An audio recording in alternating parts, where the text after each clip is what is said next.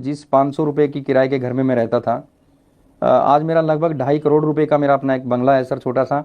Mrs अकेली रहती थी, तकरीबन मैं बाहर रहता था। तो मेरी मिसिज को घर में मेरी बेटी रो रही थी, क्योंकि माँ का दूध तो पीती नहीं थी। तो मेरी बेटी रो रही थी और मेरी मिसिज को जो है दूध खरीदना था मेरी बेटी को पिलाने के लिए। तो मेरी मिसिज के पास 30 रुपये नहीं थे। अच्छा। तो सर मैं नाम नहीं लेना चाहता, हमारे पड़ोस में ही हमारे ही परिवार के कुछ लोग हैं।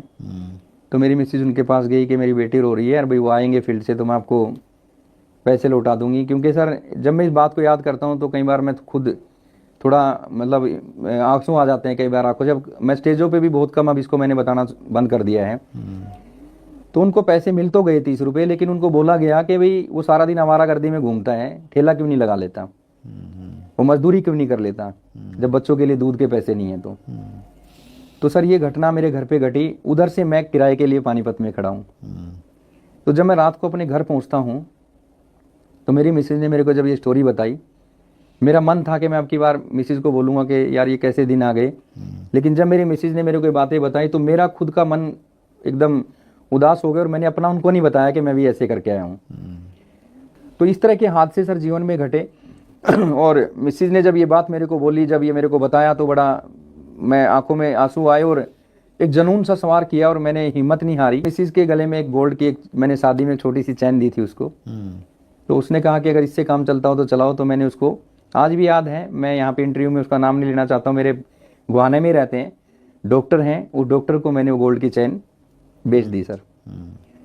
मैं ये आपको बिल्कुल नहीं कहूँगा कि आप कुछ इस तरह का काम करें, लेकिन जो है मैं मैसेज ये देना चाहता हूँ कि आप लाखों रुपए महीने के सपने देखते हैं, करोड़ों रुपए कमाना चाहते हैं और उसके लिए आप जो है मतलब छोटी छोटी चीज़ों को बहाने बना के छोड़ के भाग जाते हैं बिजनेस। दोस्तों, अगर हम 10,000 रुपये की नौकरी करते हैं तो सारा दिन हम जो है 8 से 5 ड्यूटी करते हैं, बॉस की धमकियाँ सहते हैं, सारी चीज़ें करते हैं।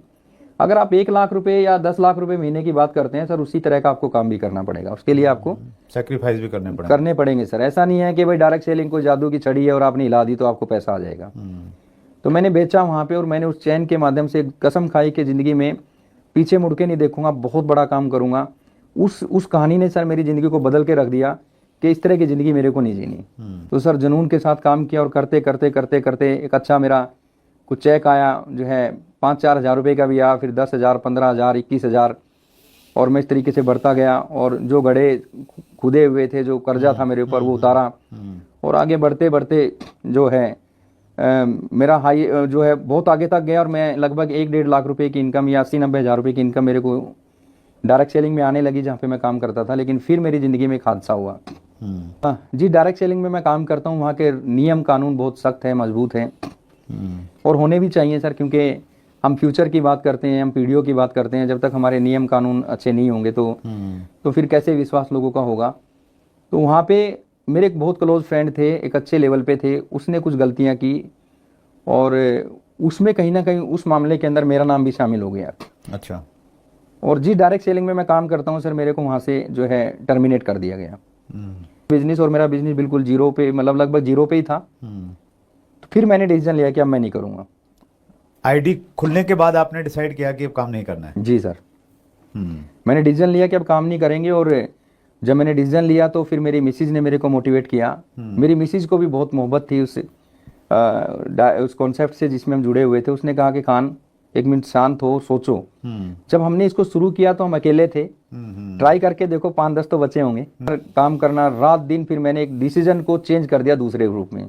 अच्छा। कि अब मैं उन लोगों को कुछ मैसेज देना चाहता हूँ जिन लोगों ने मेरे साथ ये घटना घटी है। उसमें कई लोग थे, हो सकता है सर उस समय के हिसाब से सारी चीज़ें। तो मैंने काम करना शुरू किया, रात दिन मेहनत की। मैं बिजनेस में बहुत स्पीडली काम किया, रात दिन मेहनत की।